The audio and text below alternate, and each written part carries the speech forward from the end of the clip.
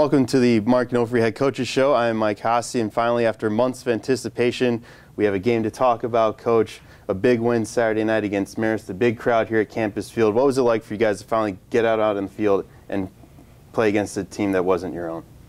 It was a long time coming. You know, we talked about it since last December when we walked off the field against Fordham, and you know, our goal was to be prepared for August 30th and take one game at a time. And finally, after 3 weeks of camp and hitting each other, it was good to go out against another opponent. And you know, the game was good. Obviously, when you get a W, things are always good. But I thought the kids played really well. I thought they played hard. They played for 60 minutes. I was impressed by their enthusiasm and their readiness for the game. And you know, obviously, you got some things you got to iron out after the first game. But overall, to see the kids come out with that type of intensity and to play for 60 minutes with that kind of excitement was good to see. Now, how much did the crowd play in that? Because last year seemed to be a slow build from the opener to the end of the season in terms of getting a big crowd out at Campus Field, and then Saturday night, there they are, 3,500 strong for the opener. Yeah, that was great. You know, the support that we got from the students and the faculty and staff and people on campus, other teams here, is outstanding. I couldn't be happier. The players couldn't be happier. And anytime you can pack Campus Field with that many students and parents and friends, and like I said, the administration, the support has been terrific. And I'm glad they're coming out early instead of waiting until the end of the year. But it's huge for our guys in our program. Now, the game got off to a pretty slow start for you guys offensively. A good drive to open, but a turnover in the red zone. Then Marist comes right back in 5 plays and scores. Do you kind of chalk that up to maybe first game jitters where you put together a good drive and then one turnover and just the shock leads to that big Marist score? A little bit. You know, obviously it was the first time going against another opponent, and things are going to happen. And we talked about it at halftime. You know, we regrouped, we settled down, we got our composure, and I think a little of it had to do with some nerves or some butterflies and getting the excitement out, maybe being too excited. But again, we came in at halftime with a lead of 14-7, not playing the best of our capability. Settled down, relaxed, make sure that everybody was on the same page, gathered ourselves, and we started fast to start the third quarter, which to me was a big part of the game and the turning point. Yeah, and it seemed like the defense really settled in after that first Marist score, and then, as you said, started the third quarter, first offensive play for Marist, Gordon Hill with a pick six. Yeah, that's huge, you know, especially when you start on defense to start the third quarter. You want to make sure, you know, you don't give up a score and go maybe 3 and out, or when you start the second half, you want to come out firing on all cylinders. And when the first play from the scrimmage is a pick six, that's a huge energy boost for our team, our offense, and our team. And like you said, when you're up 21-7 in the third quarter, and the kids had settled down, they see, you know, what some of the mistakes they made in the first half and came out rolling. It was a big uplift for our team. And the offense was pretty balanced as well. RJ Noel threw for 190 yards and a couple touchdowns to Tyler Doobie, who had 125 yards receiving.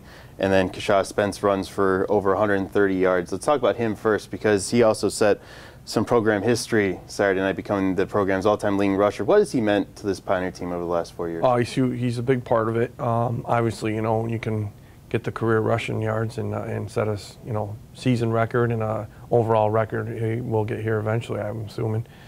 He's been big. You know, he's a big back that's tough to tackle, and when you keep pounding him and giving him the ball late in the third quarter and the fourth quarter, you know, people get tired, I'm sure, of tackling someone that's 240 pounds. He's been a big boost for us, his energy, and you know, we look for him to be a leader, and that's why he was voted captain by one of his peers. But overall, the balance of the offense, I think, was outstanding. You know, Coach Bowles does a good job mixing it up and making sure the ball's spread around, because we do have quite a few other kids. And, you know, Tyler Doobie and Moses Webb and RJ, and, you know, then you look at Pat Casey out of the backfield. All those guys are playmakers that can get the ball in their hands, and he does a good job spreading it around and making sure he keeps defenses off balance. So I thought it was a great night for the offense. And talk about a little bit the connection between Noel and Doobie, because that worked so well last year. How relaxing is it in a way to know that those two are on the same page right off the bat to start the season? Well, it's taken some time, but I think they settled in last year about midway through the year.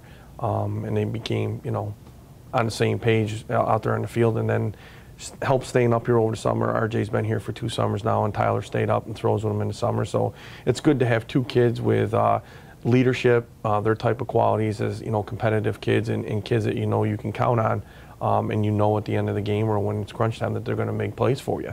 It's a comfort feeling as a coach, knowing that they're going to do it, and those guys, when they're asked to step up, they do, and they're just great kids. I couldn't ask for anything better, and I wouldn't trade those 2 in for the world. And now this week, another 6 o'clock game here at home on Campus Field against Lafayette, a team that's traditionally been one of the top 3 programs in the Patriot League. Last season, again, that come from behind win. Alec Finney with his 42-yard field goal as time expires to win the game. What do you expect from Lafayette? Because, again, this is going to be their opener, so you already have a game on film for them to watch. What do you expect from the Leopards? You know, Lafayette's a traditional great football program, an outstanding school with a rich tradition in football. They've had football for over 100 years now, so, and they're, you know, at the top of the Patriot League every year. Last year they went to the NCAA playoffs as well.